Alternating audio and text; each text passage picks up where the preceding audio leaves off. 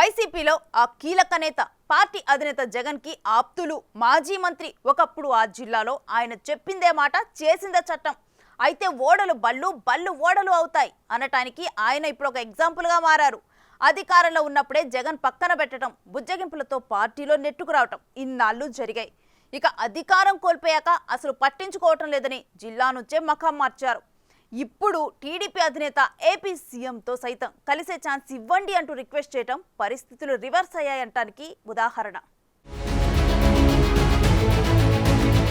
YCP అధినేత జగన్ ఆయన బంధువు సీనియర్ నేత బాలినేని శ్రీనివాసరెడ్డి మధ్య పూడ్చలేని గ్యాప్ ఏర్పడినట్టు తెలుస్తోంది. ఎన్నికల ముందు నుంచి బాలినేని జగన్ కి షాక్ ఇస్తారని టాక్ నడిచినప్పటికీ జగన్ బుజ్జగింపులతో కొనసాగుతూ వచ్చారు.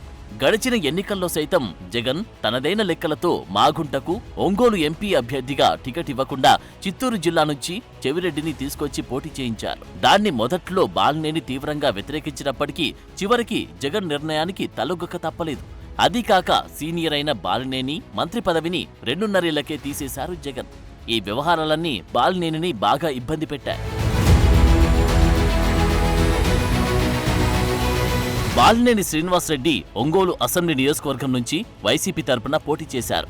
అయితే టీడీపీ అభ్యర్థి దామచర్ల జనార్దన్ రావు చేతిలో బాలినేని శ్రీనివాసరెడ్డి 34,000 ఓట్ల తేడాతో ఓడిపోయారు. ఇక ఎన్నికల్లో గ్రాండ్ విక్టరీ కొట్టి టీడీపీ కూటమి అధికారంలోకి వచ్చింది. అప్పటినుంచి బాలినేని శ్రీనివాసరెడ్డి రాజకీయంగా మౌనంగా ఉంటూ వస్తున్నారు. ఇదే సమయంలో ఆయన జనసేనలోకి వెళ్తున్నారంటూ గత కొంతకాలంగా ప్రచారం జరుగుతోంది. అయితే ఇప్పటికే ఓసారి విలేకరుల సమావేశం నిర్వహించి బాలినేని శ్రీనివాసరెడ్డి క్లారిటీ ఇచ్చారు. తాను ఏ పార్టీలోకి వెళ్లడం లేదని స్పష్టం చేశారు. అలాగే ఒంగోలు వైసీపీ అధ్యక్ష పదవి సైతం స్థానికులకే ఇవ్వాలంటూ అప్పట్లో డిమాండ్ చేశారు. పార్టీ తనను పట్టించుకోవడం లేదంటూ బాలినేని కీలక వ్యాఖ్యలు చేశారు. ఎన్నికలు ముగిసినప్పటి నుంచి తాను వైసీపీకి దూరంగా ఉన్నానంటూ సంచలన వ్యాఖ్యలు చేశారు. ఇక ఎలక్ట్రానిక్ ఓటింగ్ మిషన్లపై తాను చేస్తున్న పోరాటాన్ని వైసీపీ అధిష్టానం పట్టించుకోవడం లేదంటూ బాలినేని శ్రీనివాసరెడ్డి అసంతృప్తి వ్యక్తం చేశారు.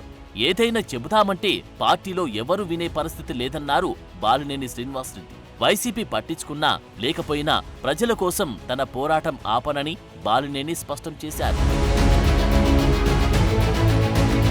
వైసీపీ ఓటమి పాలయ్యాక నేతలంతా ఒక్కరొక్కరు తమ దారి చూసుకుంటున్నారు. ఒంగోలు వైసీపీ లీడర్లు సైతం కూటమి పార్టీలో చేరిపోతున్నారు.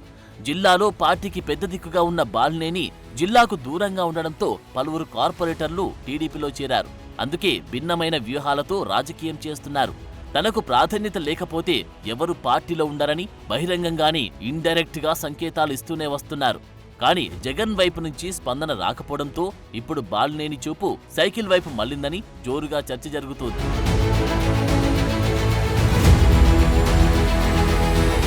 కొద్ది రోజుల క్రితం బాలినేని శ్రీనివాసరెడ్డి సీఎం చంద్రబాబుకు ప్రకాశం జిల్లా అధ్యక్షుడు షేక్ రియాజ్ ఫిర్యాదు చేశారు. ఒంగోలు నియోజకవర్గంలో బాలినేని చేసిన అక్రమాలపై విచారణ జరిపి చర్యలు తీసుకోవాలని కోరారు.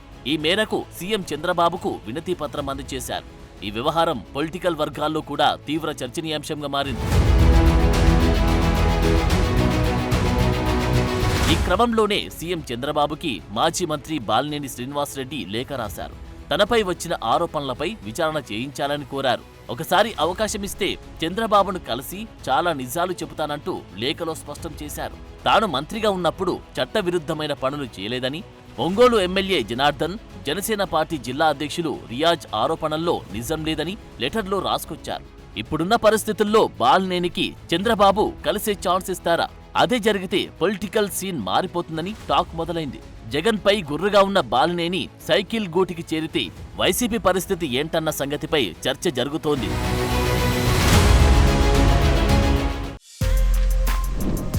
For more videos like this, subscribe Big TV channel.